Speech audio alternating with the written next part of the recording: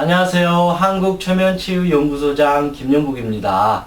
오늘은 스티븐 잡스가 말하는 바로 10가지 성공 원칙에 대해서 알아보도록 하겠습니다.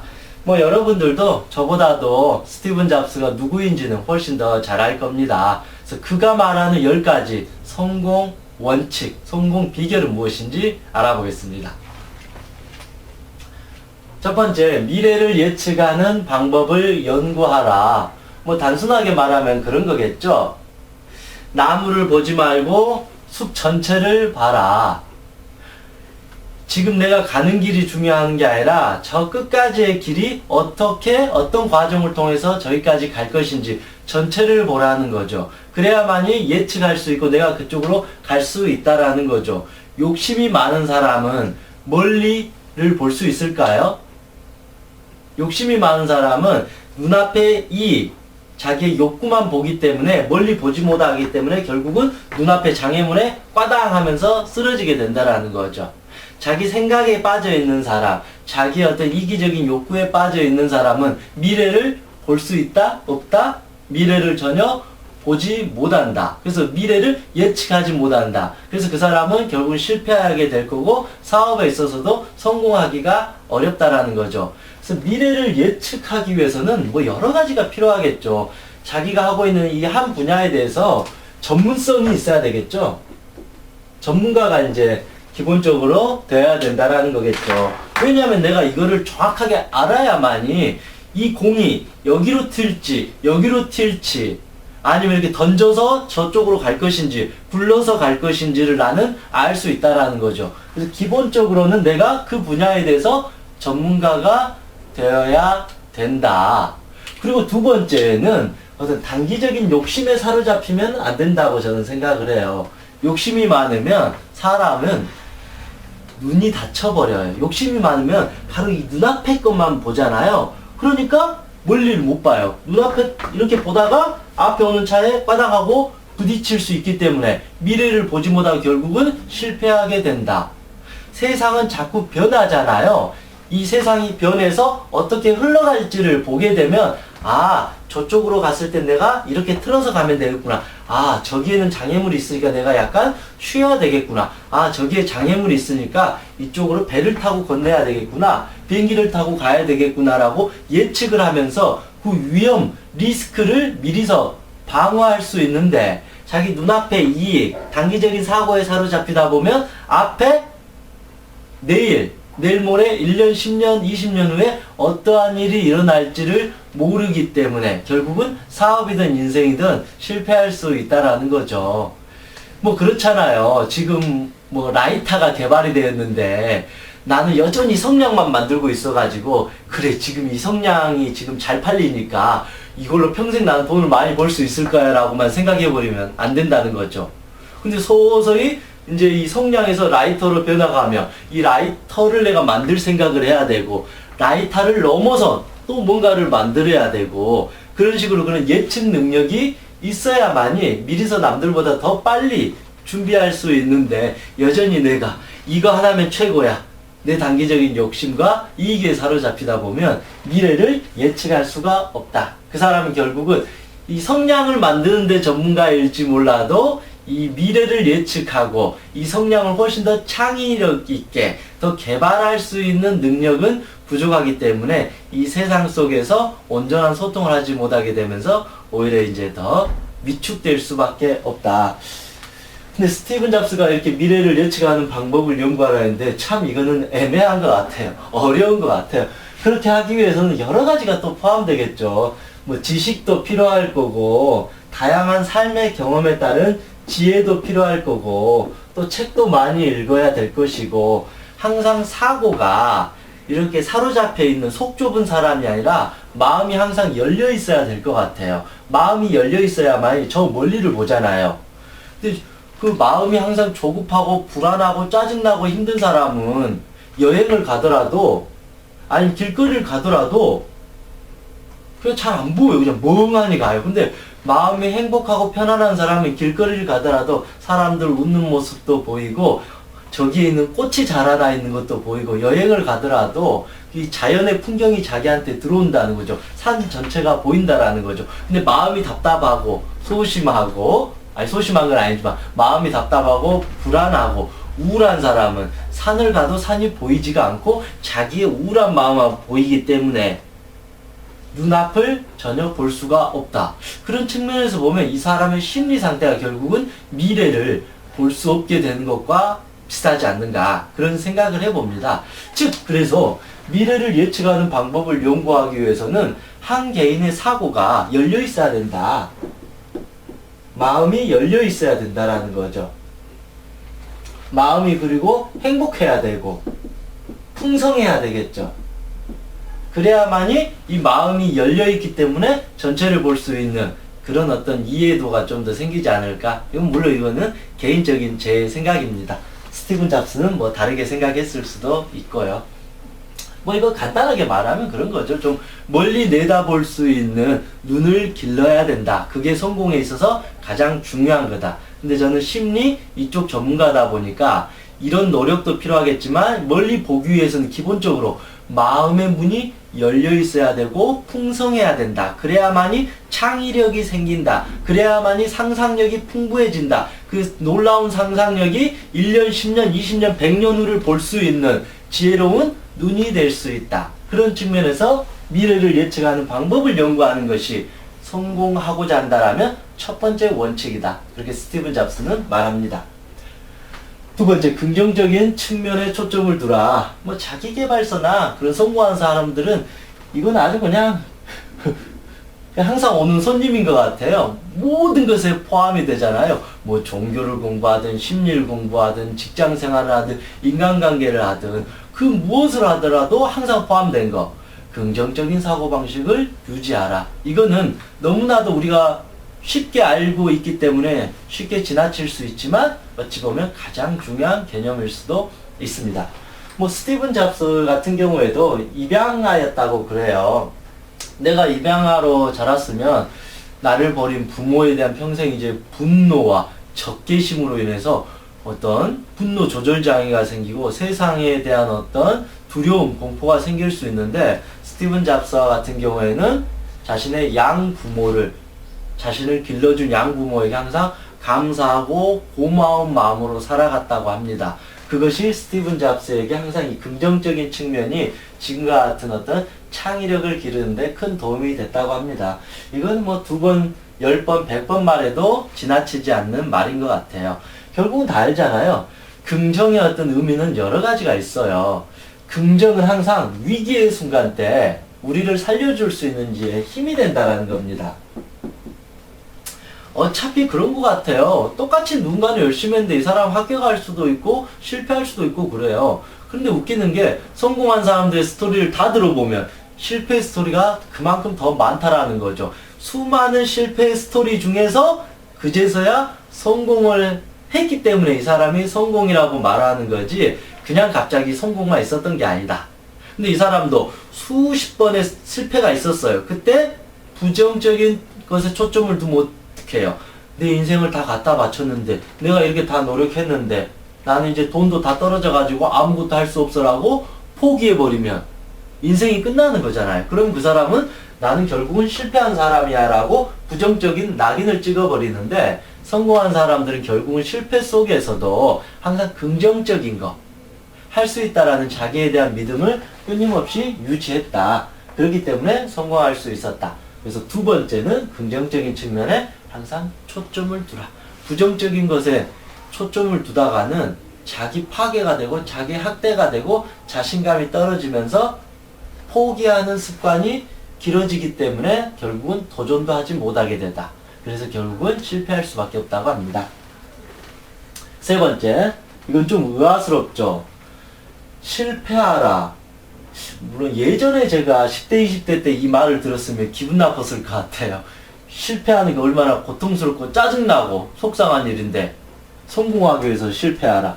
스티븐 잡스 같은 경우에도 애플에서 해고된 적이 있었잖아요. 스티븐 잡스 이야기를 들어보면 애플에서 해고됐을 때가 자신의 인생에서 가장 좋았을 때라고 뒤늦게 말을 했다고 합니다.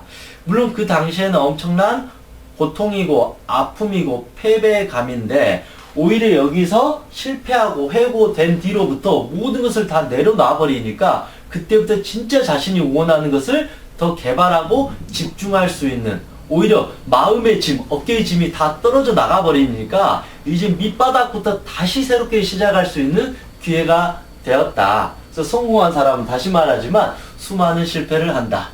에디슨도 전구를 개발하기 위해서 어마어마한 실패를 계속 했던 거고, 김연아 선수도 이 트리플 악셀 돌기 위해서 수만 번의 엉덩방아를 찧었다고 합니다. 그래서 성공한 사람들은 항상 똑같이 말하지만 실패하라. 저 역시도 실패를 할 수 있는 사람만이 성공할 수가 있다. 근데 문제는 뭐냐면 실패하는 건 좋아요. 근데 실패하면서 이게 패배감으로 가면 안 된다는 거죠. 실패 한 번 해가지고 겁을 먹으면 안 돼요. 문제는 실패하는 거는 내 자신에게 큰 자양분이 되고 동기부여가 되는데, 실패 한 번 해가지고 겁 잔뜩 먹어가지고 이제 무서워서 도전하지 않을 거야, 나는 능력이 없어, 이건 아주 위험하다라는 거죠. 근데 이 실패를 내가 받아들이게 되면, 자 생각해 보세요. 실패를 했는데 내가 받아들이게 되면, 아 내가 저때 저게 부족했구나, 아 내가 노력이 부족했구나, 내가 타인을 배려하지 못했구나, 내가 미래를 예측하는 방법이 부족했구나, 내가 너무 부정적으로 봤구나, 내가 다른 사람들의 조언을 듣지 않았구나 라는 교훈이 생기게 된다라는 거죠. 그게 생기면 실패할 확률이 높아질까요, 낮아질까요? 처음에 실패할, 이 정도의 실패해서 내가 다시 들어가면 이렇게 좁아져요. 또 실패하면 좁아져요. 또 실패하면 좁아져요. 또 실패하면 좁아져요. 또 실패하면 좁아져요. 그 실패가 좁아지는 순간 우리는 뭐라고 말을 해요? 그거를 바로 성공이라고 말한 것 같아.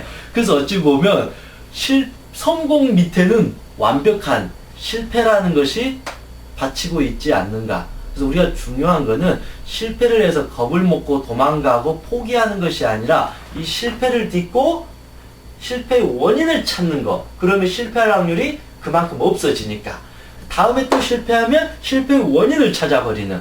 그래서 이렇게 했을 때 우리가 완벽한 성공을 이루는 거지, 뭐 운이 좋게 사기를 쳐가지고 그렇게 쉽게 얻는 성공은 성공이 아니다.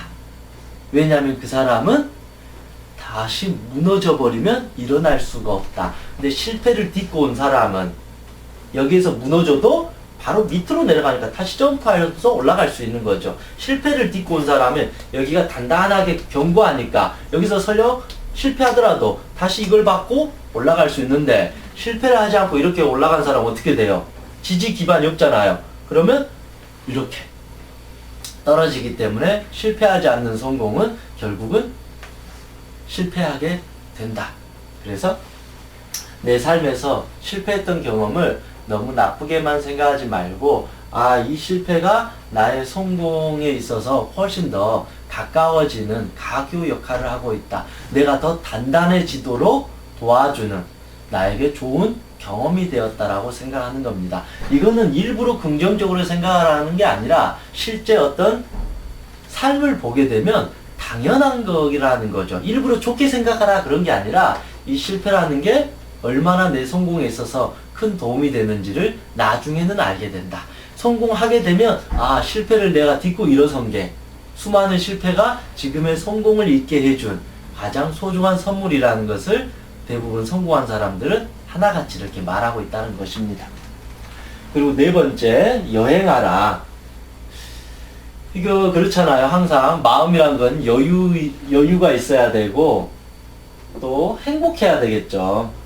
여행의 또 다른 의미는 그런 거겠죠. 좀 멀리 내다볼 수 있는, 그냥 이 작은 골방에 갇혀서 이렇게 계속 보는 게 아니라 여행을 하다 보면 견문도 넓어지고 다른 세상 사람들, 다른 사람들이 어떻게 살아가는지를 훤히 이렇게 볼 수 있다라는 거죠. 그러면서 내가 심리적인 마음의 여유도 생기고 세상이 어떻게 흘러가는지 그런 여러 가지를 볼 수 있기 때문에 결국은 성공하는 데 있어서 네 번째, 여행하라도 아주 좋다고 생각합니다. 그래서 우리가 꼭 일주일에 하루라도 뭐 등산이든 아니면 근처 어떤 교회라도 나가서 어떤 산도 보고 바다도 보고 심리적인 어떤 휴식을 갖는 것도 아주 좋습니다. 우리는 일벌레가 아닙니다. 우리가 열심히 일하고 저녁에 잠을 자잖아요. 그게 그 이유예요. 잠을 깊이 푹 자야만이 아침부터 열심히 일할 수 있어요.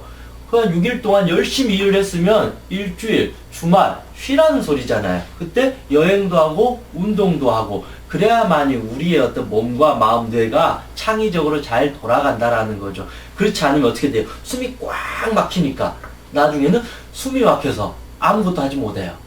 결국은 이렇게 쓰러지게 된다라는 거죠. 그래서 여행을 통한 심리적인 어떤 안정, 여유도 필요하고 멀리 내다볼 수 있는 다양한 경험을 쌓는 것도 좋다고 생각합니다. 그래서 어떤 사람은 그런 것 같아요. 20대는 여행을 많이 다니라고 말하는 사람들이 있는데 저는 그 부분 참 동감한 것 같아요. 10대, 20대 너무 공부만 하는 것보다도 좀 견문을 넓히고 그러는 것이 더 좋지 않는가 그런 생각도 해봅니다. 5번째, 훌륭한 동료를 찾아라. 성공이라는 것도 결국은 혼자서 할 수 있는 건 아닌 것 같아요. 그렇잖아요. 내가 국어도 잘하고 영어도 잘하고 수학도 잘하고 인간관계도 잘하고 말도 잘하고 춤도 잘 추고 노래도 잘하고 이거 다 잘할 수 없잖아요. 실제로 보면 내가 잘하는 거는 딱 한 가지 아니면 두 가지예요.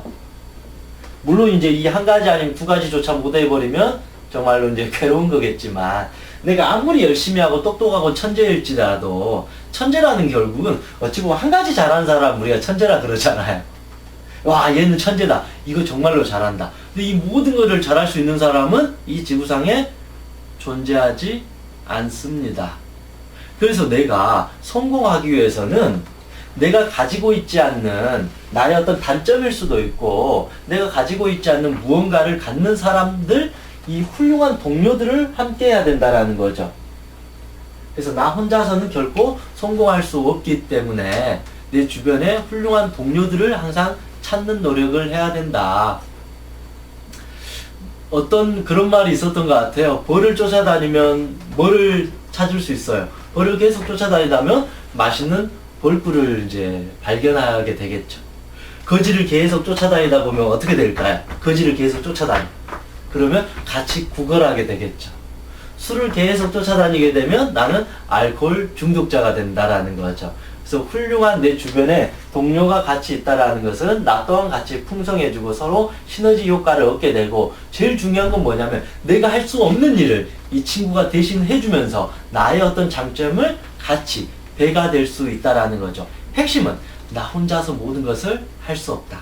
그런 오만한 마음을 가지게 되면 결국은 부러지게 된다. 인간은 완벽하지 않다. 그래서 사람이니 서로 이렇게 기대는 거잖아요. 서로 도와주고 도움을 받고. 그래서 내 주변의 어떤 동료를 너무 좀 더 어떤 훌륭한 사람이라 해서 뭐 학벌이 아주 높고 뭐 돈이 많고 부잣집 아들이고 뭐 그런 얼굴이 잘생기고 그런 게 아니라 자기 분야에 대해서 어떤 충분한 지식을 갖고 있고 어떤 적극성도 있고 긍정적인 마음도 갖고 있고 나에게 충분히 이로움을 줄 수 있고 같이 소통하고 대화할 수 있고 좋은 마음으로 같이 이 사업을 이끌어갈 수 있는 그런 사람이 결국 훌륭한 동료가 아닌가 서로 생각을 해봅니다.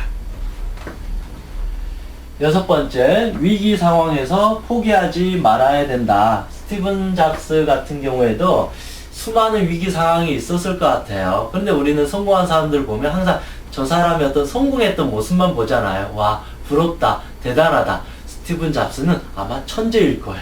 저 사람은 운이 좋을 거야. 아, 저 사람은 시대를 잘 타고난 거야.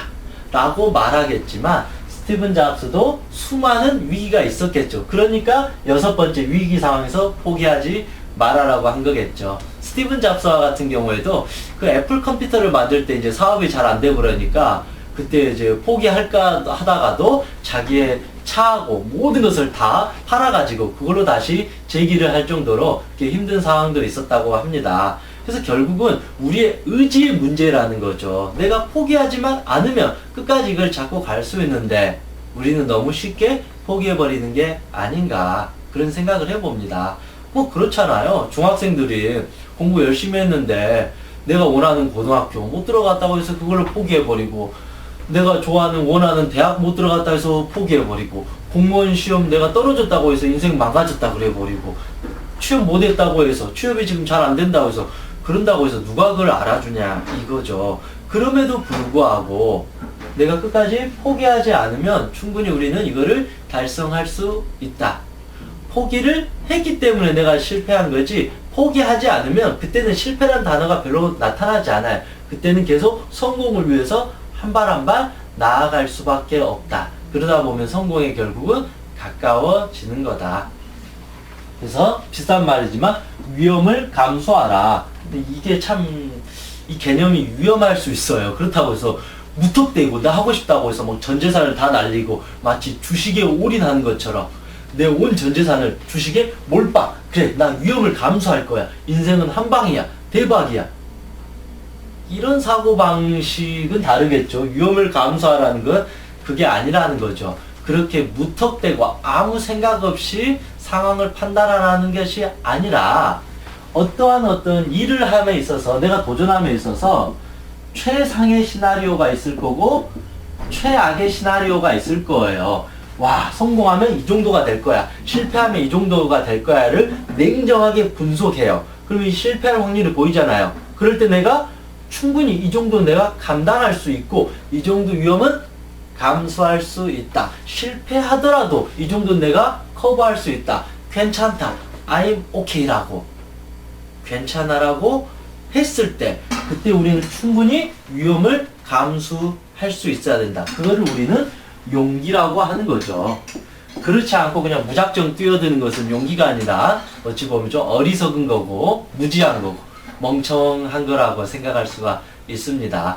그래서 결국은 이 위험을 감수할 수 있는 사람은 어떤 사람이냐면 기본적으로 미래를 예측할 수 있는 사람이어야 돼. 이 사람 미래를 예측하니까 저 정도 위험 내가 감수할 수 있어. 저 정도 위험하더라도 웅덩이에 빠지더라도 나 금방 웅덩이에서 나올 수 있어. 저 늪에 빠지더라도 나 나올 수 있어라는 것을 이미 볼 수 있기 때문에 위험을 충분히 감수할 수 있으면서 도전할 수 있다. 그런 사람들이 창의력이 풍부해진다. 그래서 위험을 감수할 수 있는 사람은 기본적으로 또 긍정적인 사람이어야 되고, 그래서 결국은 또 실패를 자꾸 하다 보니까 그 실패 별로 대단한 거 아니야. 그 정도는 내가 이미 다 실패해봤는데 그게 뭐가 무서워, 뭐가 두려워. 나 이 정도 위험 감수할 수 있어. 충분히 성공할 자신이 있어. 이렇게 마음이 갈 수 있다라는 거죠. 그래서 여행도 자주 하면서 심리적인 어떤 여유도 생기고 마음이 든든하니까 이거 하나 실패하는 것에 죽을 둥 살 둥 괴로워하고 불안해하고 겁먹지 않는다. 그리고 또 훌륭한 동료들이 옆에서 좋은 조언을 해주니까 훨씬 더 현명하고 지혜로운 판단할 수가 있다. 그리고 위험이 오더라도 위기 상황 속에서 포기하지 않기 때문에 결국 저 사람한테는 위험이 아니라 결국은 또 다른 기회가 되어버린다. 그래서 성공할 수밖에 없는 패턴이 된다라는 거죠. 실패한 사람들은 아무리 해도 실패할 수 있는 패턴이 돼버리는데 성공한 사람들은 결국 이런 것들이 다 조율되어 있기 때문에 이런 것들이 균형을 맞기 때문에 성공할 수밖에 없는 패턴으로 갈 수밖에 없다. 설령 당장은 실패 같지만 멀리 보면 성공이다. 그렇게 보는 겁니다. 8번째, 훌륭한 사람과 친해져라. 이것도 어찌 보면 5번째 내용하고 좀 비슷한 것 같습니다. 아무래도 나 혼자서는 이렇게 되지 않기 때문에 내 주변에 수많은 사람들과 같이 어울리면서 우리는 살아가는 것 같아요. 그래서 내 주변에 소중한 친구, 소중한 스승, 동료 이런 많은 사람들이 있으면 훨씬 더 우리가 성공하는데 빨라진다. 성공할 확률이 높아진다. 근데 내 주변에 매일 술이나 먹고 유흥에 취하고 일은 안 하고 거짓말이나 하고 사기나 치고 게으르고 놀러 다니는 거나 좋아하고 책 같은 거 읽지도 않고 뭐 이성적인 이야기만 하고 그런 사람들이 당장 만나기는 기분이 좋고 재미는 있겠지만 이 사람들 결국 훌륭한 사람들은 아닙니다. 당장 술 먹고 노는 데는 좋겠지만 내 인생에서 도움은 사실은 전혀 되지 않습니다. 그걸 뒤늦게 우리는 이제 깨닫게 되겠죠. 그래서 어른들이 항상 그러잖아요. 내가 인생을 열심히 살아봤는데 진짜 나에게 도움이 되는 훌륭한 친구가 별로 없었구나. 알고 보니까 다들 술 먹고 이런 친구들만 있었지 정말 인생에 대해서 내 삶에 대해서 같이 진지하게 이야기할 수 있는 친구는 거의 없었다. 그렇게 말한 건 한 것 같아요. 그래서 내 주변에 훌륭한 사람들과 항상 친해지고 그 사람들과 소통하고 이야기하는 그런 것도 가장 성공하는 데 있어서 중요하다고 생각합니다. 9번째, 곧 죽는다는 것을 기억하라. 참 저는 특히 이 9번째 내용이 가장 마음에 들었어요. 그러면서 이 스티븐 잡스라는 사람이 대단한 사람이구나. 곧 죽는다는 것을 기억하라. 그러니까 사실은 저 역시도 그렇고 여러분들도 그렇지만 몇십 년 있으면 죽어요. 우리 다 알잖아요. 죽으면 다 끝나요. 근데 죽음 앞에서 돈이 중요하지도 않고 쪽팔림 중요한 것도 아니고 자존심 그따위 필요도 없어요. 수능에 떨어진 거 의미 없어요. 조금 실수하는 거 그런 거 아무런 필요가 없어요. 남들한테 비난 조금 받는 거 그거 아무런 필요가 없어요. 그래서 죽는다는 것을 우리가 기억해버리면 지금 우리가 겁을 먹을 필요가 없다. 별일 아니구나. 어차피 인간은 다 죽는데 내가 이 죽음 앞에서 해보지도 못하고 도망이나 가고 행복하게 살지도 못하고 비굴하게 아분하고 이런 식으로 살아야 되겠는가 라는 어떤 이 담대함이 생긴다라는 거죠. 쉽게 말하면 배짱이죠. 배짱. 에이 뭐 사업 실패할 수도 있지. 하다가 안 될 수도 있지. 나는 끝까지 한번 도전해볼 거야. 그게 뭐 대수야? 그렇게 안 되면 어차피 죽는 건데 다시 또 도전하면 되는 거지. 그런 식으로 마음이 아주 그냥 담대해진다라는 거죠. 그래서 이 세상에서 제일 무서운 사람이 누군지 알아요? 막 싸움 잘하는 사람, 힘이 센 사람이 무서운 게 아니라 죽음을 무서워하지 않는 사람, 죽을 각오로 도전하는 사람, 죽을 각오로 살아가는 사람이 제일 무서운 사람이고 때로는 어찌 보면 제일 멋있는 사람이 될 수도 있다. 죽음을 두려워하지 않아 버리니까 이 사람이 하는 게 뭐가 무섭겠어요? 아무것도 무섭지 않다라는 거죠. 그런 마음으로 살아갔을 때 훨씬 더 미래를 볼 수 있어요. 안 무서우니까. 근데 겁이 많은 사람, 자꾸 쫓는 사람은 항상 이게 눈을 감잖아요. 이런 상태에서 미래가 보일까요? 안 보일까요? 안 보여요. 앞이 안 보여요. 자기가 가야 될지를 몰라요. 하나님, 부처님, 조상님, 제발 제 손을 잡아가지고 이 어둠에서 저를 꺼내주세요. 이거밖에 안 돼요. 근데 누가 꺼내줘요? 그게 안 된다라는 거죠. 그래서 인간이 가지고 있는 모든 공포, 모든 심리적인 이 모든 문제는 고통의 원인은 결국 죽음에 대한 공포입니다. 그런데 우리 인간은 결국 다 죽는다. 이거를 인정하고 받아들이게 되면 죽음의 공포가 사라지게 된다. 그러면 무서운 게 없이 눈을 똑바로 뜨고 내가 원하는 세상으로 당당하게 나아갈 수 있다라는 거죠. 그래서 실패하더라도 이거는 죽을 만한 실패가 아니야. 죽음에 비하면 이거는 이거밖에 안 돼. 그러다 보니까 스티븐 잡스와 같은 경우에는 수많은 실패가 두렵거나 무서운 게 아니었을 거라고 저는 이제 생각을 해보는 겁니다. 그래서 스티븐 잡스가 9번째 말한 거는 그것을 항상 기억하라. 곧 죽는다는 것을 항상 기억하면 우리가 사람들 앞에서 발표 요즘 불안, 대인공포증 많잖아요. 곧 죽는다는 것을 내가 인정하고 기억하고 받아들이면 사람들 앞에서 무서워서 벌벌 떠고 목소리 떨리고 이렇게 두려워하면서 긴장하면서 살아갈 필요도 없다라는 것입니다. 10번째, 배우는 것을 부끄러워하지 마라. 그건 다 우리가 다 알잖아요. 배우는 거는 어린 아이라 할지라도 우리가 배워야 된다. 그래서 우리가 너무 자존심 상해하지 말고 똑똑한 척 하지 마라. 내가 부족한 점이 있으면 나보다 나이가 어리고 나보다 학력이 떨어지고 나보다 더 부족한 사람일지라 하더라도 저 사람한테 겸손하게 들어와서 가르쳐 주세요. 제가 배우겠습니다. 우리는 다 배울 수 있다라는 거죠. 길거리에 있는 거지를 통해서도 배울 수도 있는 거고 수많은 사람을 통해서 우리는 다 배운다라는 거죠. 어떤 나쁜 사람을 통해서 우리는 그 사람을 비난하는 것만 하지 말고 저 사람을 통해서 배우는 거죠. 저게 내 모습이 아닐까. 나 역시도 저렇게 살아가게 된다라면 수많은 사람들로부터 비난을 받을 수도 있겠구나.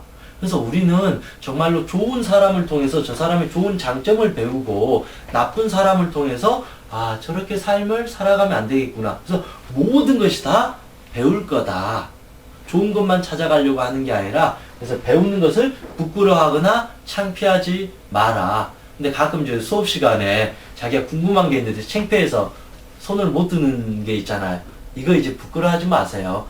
모르니까. 선생님 질문 있어요. 저 이거 모릅니다. 가르쳐 주세요. 이게 낫지.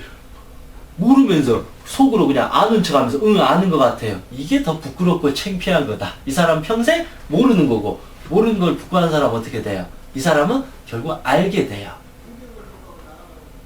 모르는 것을 부끄러워하지 않는 사람은 이거를 자꾸 부끄러워하지 않으니까 알려고 하잖아요. 그래서 결국 이거를 알게 되면서 이 사람은 이 분야의 전문가가 되는데 모르는 것을 부끄러워한 사람은 결국 저거를 모르게 돼요. 그래서 이 사람은 결국은 도태될 수밖에 없다. 인간관계든 어떤 성공이든 사업이든 이 모든 것에 있어서 사장도 자기가 모르면 부하 직원한테 물어봐야죠.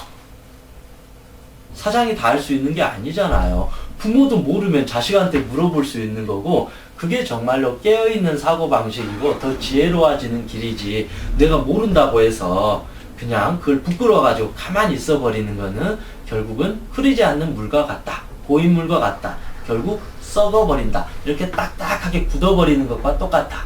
그러면 결국은 태풍이 불면 이 나무까지는 꺾여버려야지. 이렇게 부드러운 사람이 우리는 돼야 되지 않나 그런 생각을 해봅니다. 뭐 이상한 스티븐 잡스가 말했던 10가지 성공 법칙을 한번 알아봤습니다. 물론 이제 그 10가지 개념들은 스티브 잡스 거고 이 설명에 대한 부여는 제 생각 위주로 많이 했습니다. 이 모든 게 다 스티븐 잡스의 생각과 저하고 비슷할지 모르겠지만 나름대로 스티븐 잡스가 어떤 의미에서 생각했을지를 한번 고민해보고 같이 여러분과 같이 이야기를 나눈 주제였습니다. 그래서 성공은 참 중요하죠. 저 역시도 어린 시절부터 성공하고 싶었고 지금도 성공하고 싶으면 마음은 많이 있습니다. 근데 항상 중요한 게 뭐냐면 욕심을 너무 부리면 성공에 있어서 그렇게 좋은 건 아닌 것 같아요. 항상 최선을 다하고 열심히 사는 건 좋지만 그 성공을 위해서 집착을 하게 돼버리면 결국은 성공하려다가 사람들도 잃어버리고 욕심에 눈이 멀어가지고 자기의 사업도 망가지고 모든 것이 균형이 깨져버린 것 같습니다. 그래서 물론 다 열심히 해야 되고 실패를 두려워하지 말아야 되고 이 모든 것은 우리가 다 알 것 같습니다. 그래서 스티븐 잡스의 말처럼 가장 저는 중요하게 생각하는 것이 실패를 역시 두려워하지 말고 실패가 결국은 쌓여가지고 나의 성공을 위한 밑거름이 된다. 그래서 우리의 삶은 항상 과감하게 살아가자. 숨을 거두는 그 순간까지 내 자신한테 너는 패배자야, 실패자야 라는 말은 안 하고 살아왔으면 좋을 것 같습니다. 그러면 우리는 항상 성공을 향해 나아가는 건강한 어떤 삶을 살아가지 않을까 그런 생각을 해봅니다. 이상 행복초면사 청명이었습니다. 수고하셨습니다.